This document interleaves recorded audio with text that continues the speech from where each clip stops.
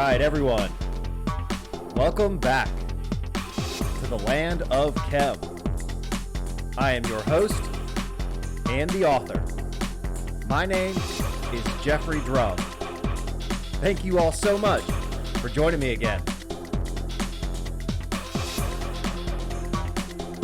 All right, everyone, welcome back. This is episode 33, the Pyramid Geology and Electromagnetic Field Experiment. So in today's episode, I am finally going to release the full video showing the experiment that was conducted during my most recent 2021 research expedition to Egypt with my good friend Yusuf Awian that demonstrates the properties of some of the types of geology that were utilized in the construction of the Egyptian pyramids in proximity to the electromagnetic field that is generated by the machine in this video. So today's episode is dedicated to a friend and supporter of the land of Chem that just got a new lease on life. This video is for you, buddy. I'm glad you're still with us, and I hope you enjoy. To all the viewers here on the land of Chem, if you haven't already, subscribe and click that little notification bell so that you get noticed whenever the videos premiere. If you like the video, leave it a like. If you have any questions, comments, feedback, leave that in the comment section below. I think that is it for today's intro. So without further ado, let's get right to it. All right, everyone, here we go with tonight's episode. So in today's video, we are going to be discussing the numerous different types of geology that were integrated into the construction of the Egyptian pyramids. And we're going to demonstrate exactly how some of those types of geology interact with an electromagnetic energy field. So on this slide, you can see one of my favorite cases in the Egyptian Museum. And this case holds about 30 different samples of numerous different types of geology that were utilized throughout Egypt. And you can see here in this case, you got a piece of jasper right here. There's a piece of hematite, otherwise known as iron oxide right here. And we've discussed those iron oxide deposits that are found at pretty much every site in Egypt in previous episodes. You can also see a sample of quartz here, which is silicon dioxide. You have some gold and pyrite bearing quartz here, sandstone, limestone, black basalt, etc., etc. And I find it very interesting that the curators of the Egyptian Museum also took the time to list the chemical composition of the different types of geology in this case. So in today's episode, we're going to be discussing 4 of the primary geological types that are utilized in the construction of the Egyptian pyramids, namely limestone, red granite, black basalt, and calcite crystal. All right, so before I proceed with showing you this experiment, let me give you some background on the machine that is utilized in this demonstration. So this machine is called the Livestream Field Generator, and this was developed by a company called 0 Point Research. And if you'd like to do some investigation on this machine, check out their website, www.zeropointresearch.com. And I want to make a few statements about this machine that are going to preface the results of this demonstration. So just keep this in mind when you are watching this video. So I'm going to read you an explanation directly from the 0 Point Research website that gives a quote-unquote explanation of how this machine operates and what it is producing. So over here on the left, the Livestream generator uses radiant energy waves to send a unified field of energy through the body. Now, if you're like me, anytime you hear buzzwords and phrases like radiant energy waves and unified field of energy, you are immediately skeptical. These are pseudoscientific words that give zero explanation for exactly how this machine is operating or what it is producing. So let me just say that I am somewhat dubious of what this machine actually is and what it is producing. So just keep that in mind. Next, this technology is a radiant energy device. It is a new understanding in energy devices. Please take care, etc., etc. Don't shake it around. So you got to be real careful with this machine because these guys don't even know how this machine really works. So the next statement that the company makes regarding the function of this machine is that the Livestream generator is a combined technological achievement basing research from Nikola Tesla et al. There is a combination of over 100 years of research to bring this technology to mankind. This device is based on technology once used during the early 19th century when electromagnetism was done with EMF, electromotive force, before solid-state technology. Faraday called this particular procedure a conundrum because they didn't really understand exactly how it was working. So again, ladies and gentlemen, the developers of this machine cannot give a clear explanation for exactly how this machine operates or what it is producing. They also state the LifeStream generator uses subtle high energy waves to send certain frequencies through the body. Okay, so what exactly is a subtle high energy wave? What are the certain frequencies that are being sent through the body? They give absolutely no explanation whatsoever of what these buzzwords actually mean. So these are pseudoscientific phrases that do not give any legitimate explanation of the physics of the operation of this machine. So remember, this company cannot give you an explanation of exactly how the machine works or what it was producing, and neither can I. So at this point, all I can say is my understanding of this machine is that it produces an electromagnetic energy field. So remember that this machine is not producing electricity, and you will see that at the very beginning of the demonstration, that when you take the copper wire and touch it to the top of the machine, there is absolutely no electricity coming out of this machine whatsoever. It is an electromagnetic energy field, so please keep that in mind. This is not a discussion of conductivity. So ladies and gentlemen, this is not a discussion of electrical conductivity. Limestone is not an electrically conductive material. There are two different factors involved in producing the results of this demonstration, and I'm going to be discussing those here in just a moment.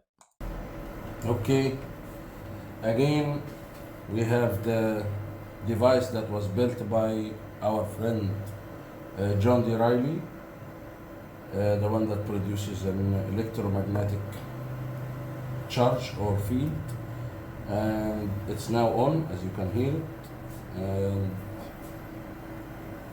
you can see that there are no charges coming out of it because this is plastic over here.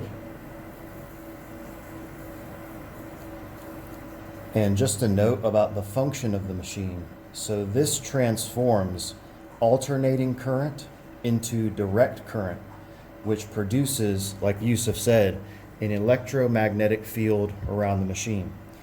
And when you're standing close to this, or put your hand in proximity of the surface, you can feel that electromagnetic field here very, very easily. And it'll continue to build the longer we keep this machine on.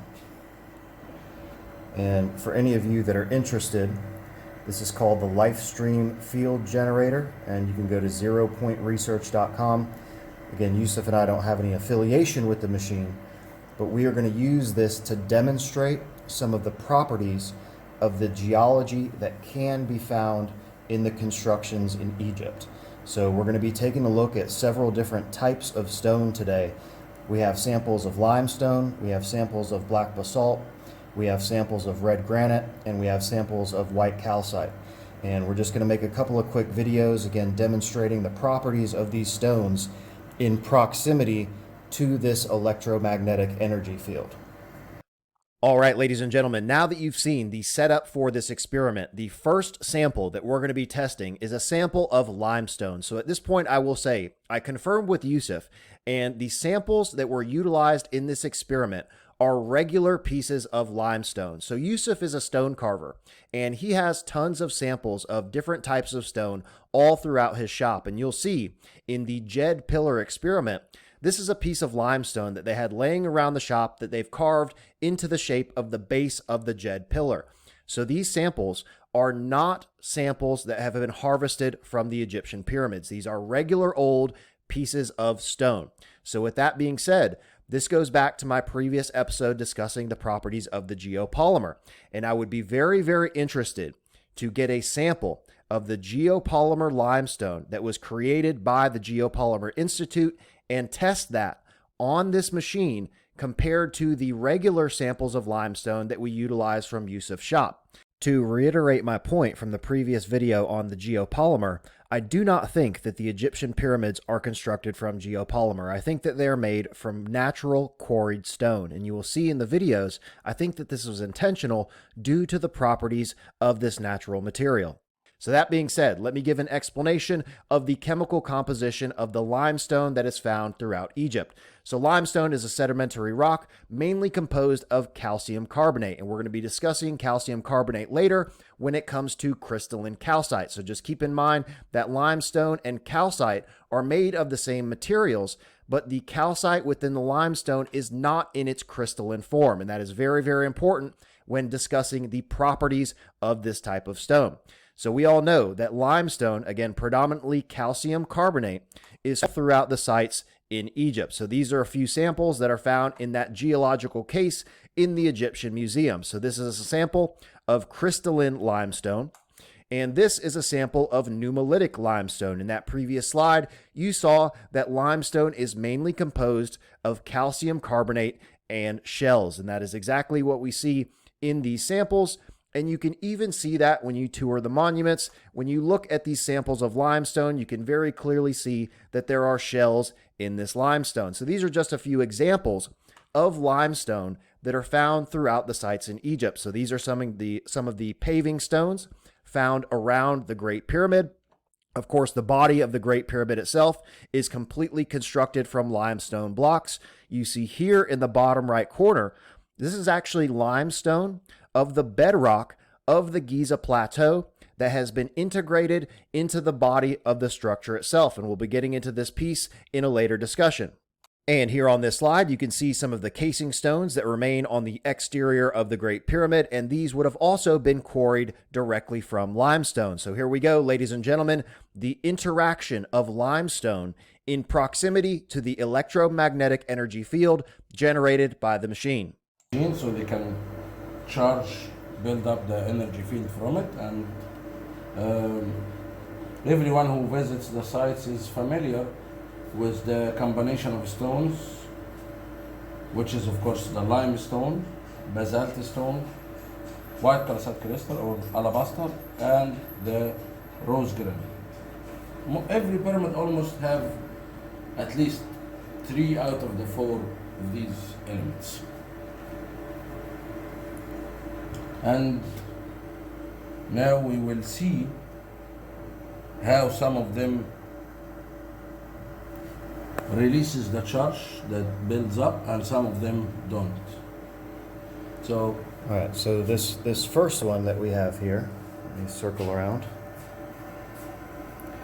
so we can get a little closer here.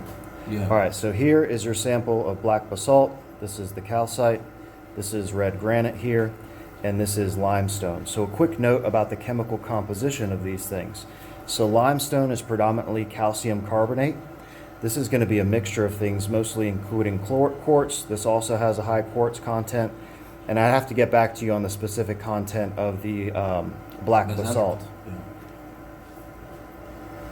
We can here see, of course, the core of the structure of any pyramid structure is usually limestone. The inner courses of any pyramid is limestone, and also the wall beneath the wall. So like there is a wall of limestone in every pyramid structure, and this wall is surrounded on both sides with granite in most cases.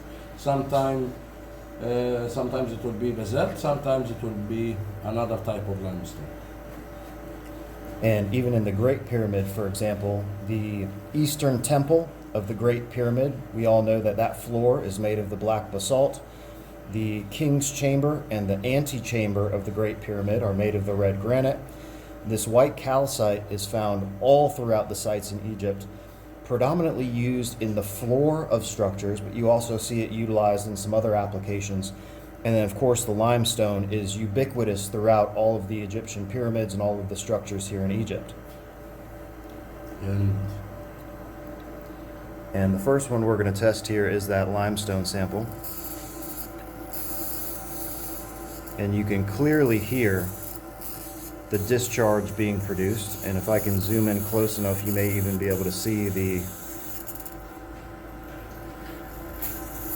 There you go. And once we get through testing a few of these samples, I'm going to provide some commentary as to why these pieces of stone are doing what they are doing. So again, all of these geological samples are in proximity of that electromagnetic field being produced by this machine. All right, the next material that we tested was a sample of red granite, and you will see that red granite has a significantly different chemical composition than that of regular limestone. So red granite is mostly composed of silicon dioxide or crystalline quartz. There is also small amounts of aluminum oxide, calcium oxides, magnesium oxides, and iron oxide. So long story short, granite is an igneous rock, mostly composed of a high content of silica and alkali metal oxides. So again, very, very different composition than that of limestone. And you will see in the demonstration that the properties of the red granite are reflective of that significant difference in chemical composition. So here are some samples, again, from that geological case in the Egyptian Museum. This is coarse-grained granite, and this is a sample of monumental granite. And as you tour the sites in Egypt, you will notice that the red granite utilized in the construction of these monuments is incredibly high in quartz content. So these are just a few images from the King's Chamber of the Great Pyramid, otherwise known as the sulfur furnace. This is the northern air shaft, which you can see is very clearly made from red granite. And everything in this image in the sulfur furnace and antechamber of the Great Pyramid is completely constructed from red granite. Also, you can find some samples of red granite on the central pyramid of Giza. So these are red granite casing stones that would have covered the lower two courses of the central pyramid. And you can see that this red granite casing was integrated with the limestone blocks of the body of the pyramid. And we're going to be discussing this feature specifically in a later video.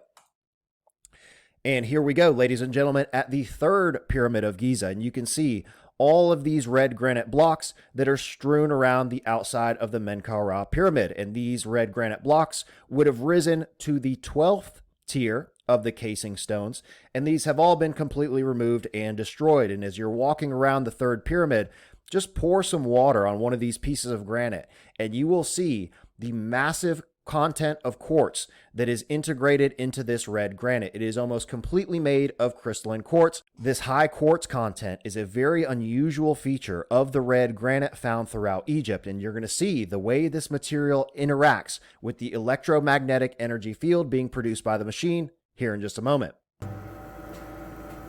And you can't hear any noise, and there is no discharge being produced between the stone and the copper wire. But again, if you just put your hands around this, it's very similar to touching the machine itself. You can feel that electromagnetic current resonating from the stone.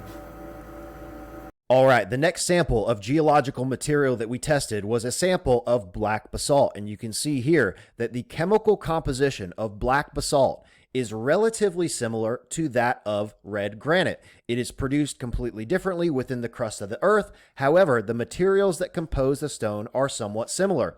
You can see here black basalt is an igneous rock with the majority of composition of silicon dioxide, very similar to what we saw in the red granite. It also has about 2 to 5% of total alkalis, a little bit of titanium dioxide, some iron oxides, some aluminum oxides, calcium oxides, and of course some magnesium oxides.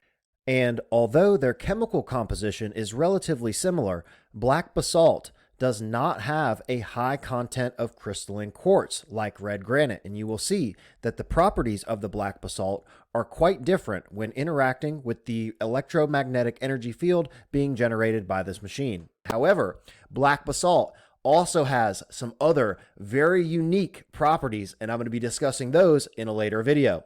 All right, so here is a sample of black basalt found in the geological case in the Egyptian Museum. However, this material is also found throughout the sites in all of the Egyptian monuments. So here you see a couple of pictures from Abu Sir, and the black basalt that is strewn about this site was utilized in multiple different applications in the construction of the monuments at Abu Sir. So you can see here that the black basalt was utilized as flooring stones.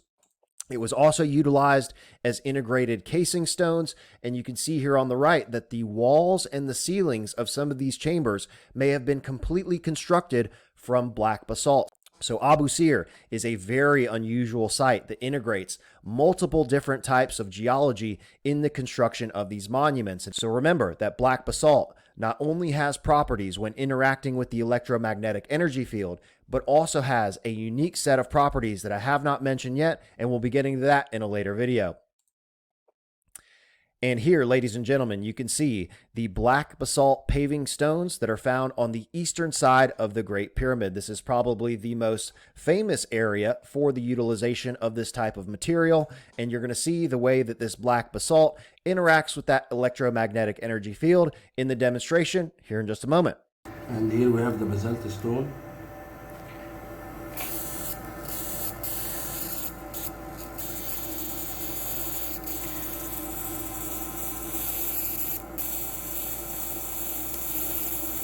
And you guys can see that that electromagnetic energy is passing through the stone and producing a discharge onto that little copper wire. And even if I stick my finger on this thing, yep, it gets me every time. It'll produce a discharge directly into your body. And you can hear that every time. The same thing with the limestone.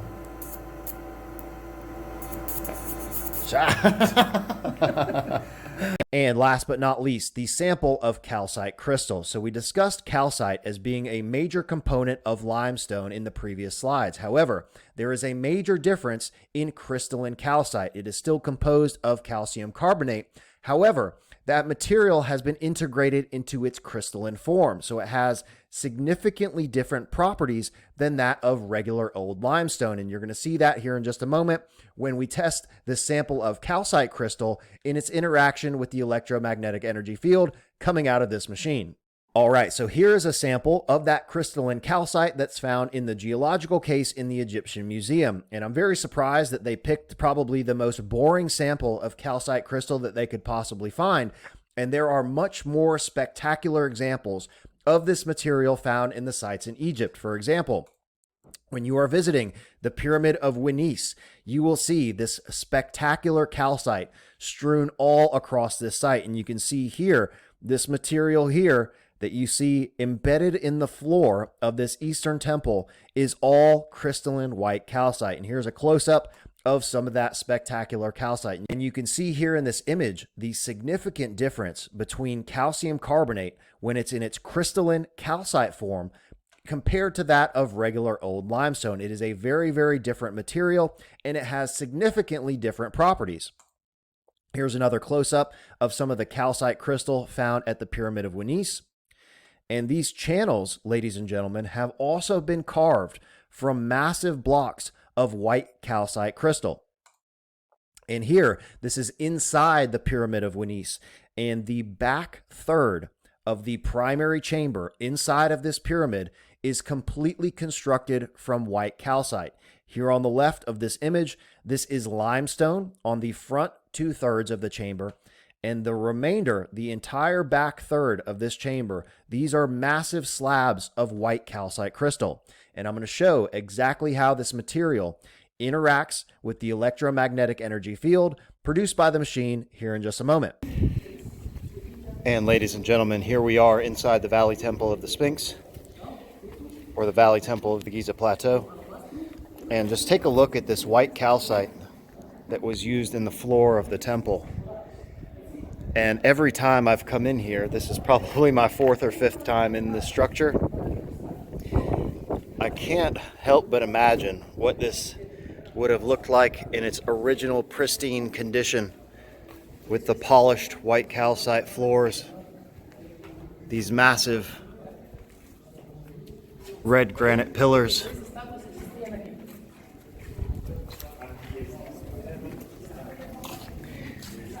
And this is a magical structure, to say the least. And you can see all of these stones have that interlocking polygonal masonry that was so popular in the ancient times. And of course, some of this is restoration work, but every once in a while you'll see that original white calcite. Again, is absolutely beautiful. Yeah, restoration there. And you can see some of this crystalline material here.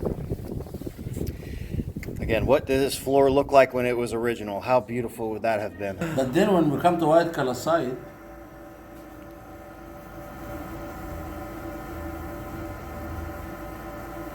Nothing. Still, you can feel the vibration Correct. of the charge in the stone, but it doesn't release it. So again, It holds it inside. this material has high quartz content, as does the red granite here. So both white calcite and granite stone somehow create impedance of the. Correct. So the limestone here, calcium carbonate. When I originally started researching this, I thought that the limestone would produce no discharge because there's nothing to carry that electromagnetic flow through the stone itself. However, it's the exact opposite. What we're looking at here is a demonstration of electromagnetic impedance. And so this limestone doesn't have any metal, it doesn't have any quartz. Again, it is calcium carbonate. So there is nothing that prevents the electromagnetic energy from flowing through the stone into the copper wire. So again, the magnetic current flow moves directly through the stone into the wire, producing that discharge. And you'll see the same thing here with the black basalt. Again, there is no electromagnetic impedance that is preventing that current from passing through this stone.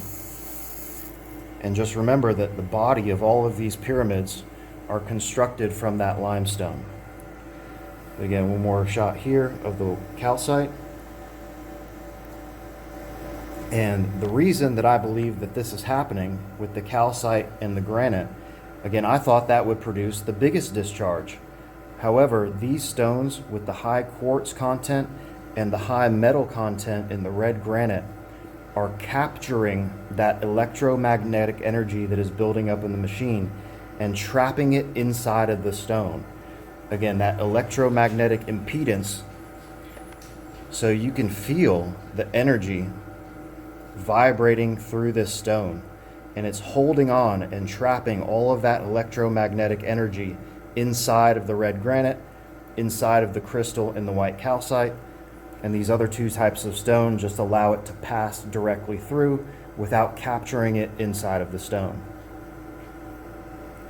And I won't say at this point why I think that is the case or what the effect was that it was producing inside of the structures, but this is just a demonstration of the properties of these stones in proximity to this electromagnetic field. And just a couple of quick editing notes about the comments made in those videos. Those videos were filmed live, and I didn't want to go back and edit on top of them. So first, at some point in the video, in the description of the calcite crystal, I mentioned that that material is high in quartz content. That is incorrect. What I meant to say, it is high in crystalline material content, which is similar to that of the quartz content in the red granite. Secondly, in the description of the discharge coming from the limestone into the copper wire, I said that that is an electromagnetic discharge. That is incorrect. What I meant to say is that is an electric discharge. And that, ladies and gentlemen, is one of the great conundrums of this experiment, which is the conversion through the limestone and black basalt of this electromagnetic energy field into an electric discharge. More to come on that later. All right, ladies and gentlemen, the culmination for today's episode will be an experiment testing the properties of the Egyptian Djed Pillar in proximity to this electromagnetic energy field.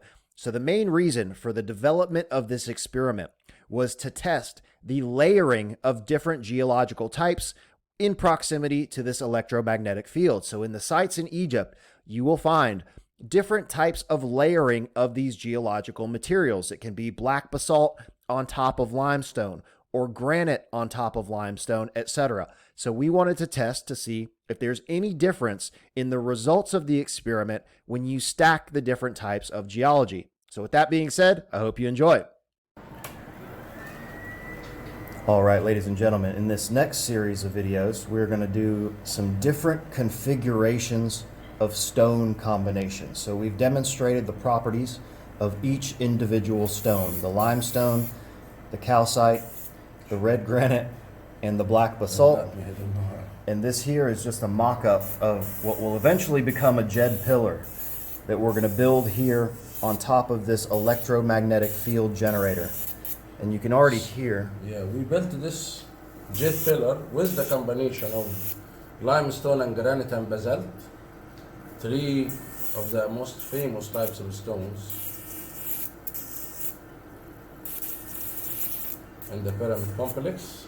And then this smaller part will have layers of granite and basalt on top of it, which we have them here. And then we can see how the current can travel through the limestone, and some of the combination of the stones will still discharge or allow the charge to be released, and some of it, which is the granite, of course, wouldn't.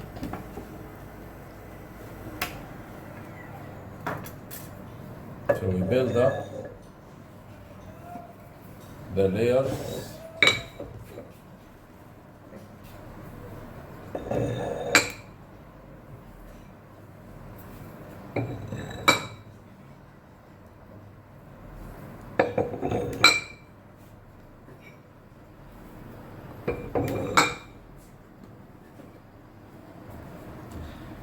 And for those of you that don't know, the Djed Pillar was a limestone base, and it had a series of alternating black basalt and red granite rings in this configuration that we've just reconstructed here.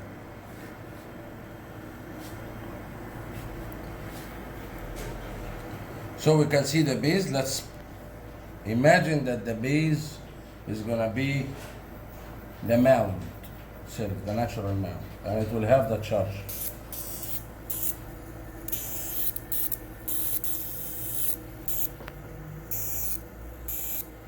There we go. And you can see the two combinations of stone here, the first being the limestone and black basalt.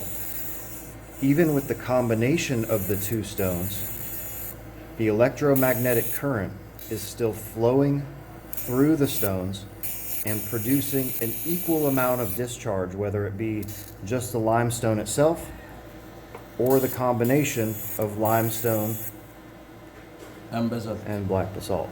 And then we go to granite.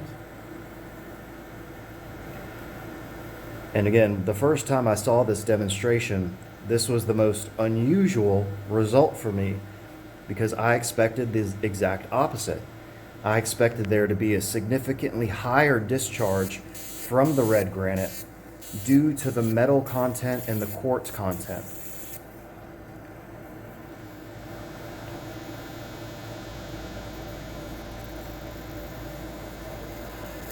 And it was a little counterintuitive, but after I researched the chemistry and the physics involved, it made a lot of sense. There is no material in the black basalt or limestone that is preventing the flow of current through the stone. Again, it's electromagnetic impedance. But the granite has an extremely high quartz and metal content. And the quartz and the metal inside of the stone are trapping that electromagnetic energy inside of the stone and producing vibrations. You can feel, if I put my hand near this thing, I can feel the vibration coming off of this stone pretty significantly. But if I touch this, it's probably going to shock me. There we go. Yep. And you can hear when it produces that discharge. Because again, it's allowing that electromagnetic current to flow through the stone and into the tip of my finger. I forget how close I get to this thing until I actually touch it, and then it shocks me. But then you can see that little electromagnetic discharge passing into my finger. But again, I can touch this red granite, and it doesn't discharge, but I can definitely feel that this stone is getting charged with electromagnetic energy. So again, remember, the King's Chamber inside of the Great Pyramid is constructed from red granite, as is the antechamber.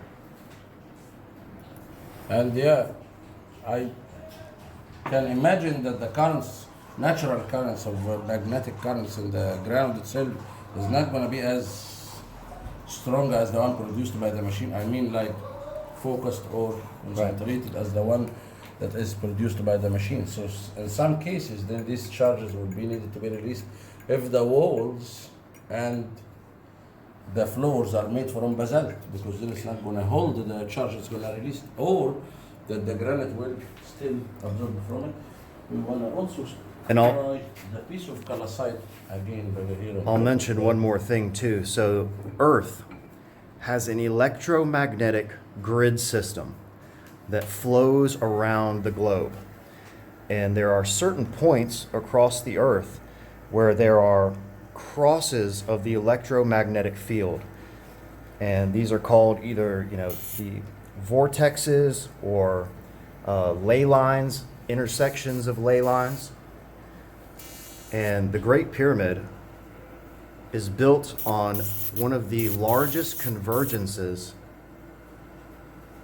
of those electromagnetic energy field lines.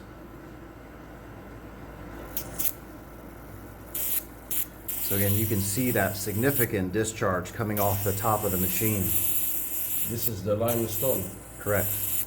but then nothing in the white calcite. Then as soon as that electromagnetic energy is passing through that limestone in the center or the core of this construction. You can see the strongest one almost is the limestone one. Yep. So you can see a good charge coming out of basalt here. But you can hear and see the one coming from limestone. So will you do a test down here at the bottom so we can see the size of the discharge here? And then one at the top. It seems like the higher up you go, the stronger the discharge. No wonder the pyramids are really high. So again, the longer that we would spend experimenting on this thing, I'm sure the more that we can discover. But as you said, we still need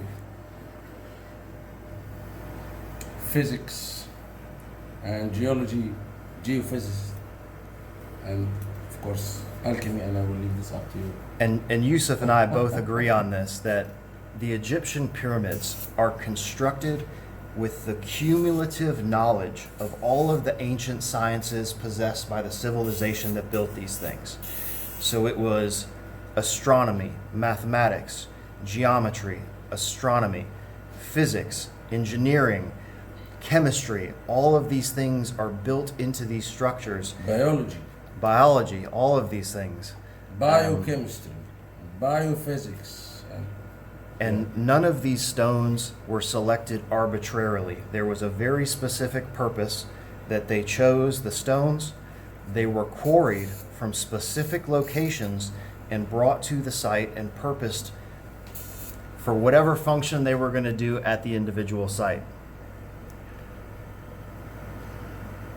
Again, the Djed Pillar itself is a pretty mysterious artifact, and I'll have some more information about that. Actually, according to the translation of Djed Pillar, it means stability. Stability, correct. Is it political stability or stability of something else related to energy? Again, we're not necessarily talking about electricity here, but we're talking about electromagnetic energy producing vibrations within the quartz content of the calcite and the red granite. And again, just remember that the vast majority of the containers that we find are made of the red granite or white calcite. Yeah. It's very seldom, if at all, that you find a large container that's made of limestone. They will sheet the inner basins. Correct. With copper. Correct. We've also seen one that has the red granite on the inside. Yeah. It's a limestone container that has a red granite layer on the inside of the container. Or is it the opposite way? Opposite way. Red granite on the outside with a limestone layer on the inside. Yeah.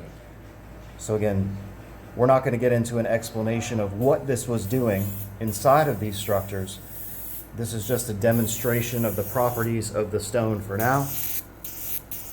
Really, really amazing stuff. And Yusuf, I sincerely appreciate you letting us do this And here. thank you for your research, because the whole research about the impedance, and it makes sense to me that I always believe that these stones were not chosen, and we have many relevant facts that shows that the combination of stones, specifically white calcite, in some of the cases, that is not chosen for its good look or for any decorational purposes, Right. but it looks like the stone is chosen for some kind of functionality, which we still don't know what kind of function. But we all know the connection between the pyramid structure and the electromagnetic energy.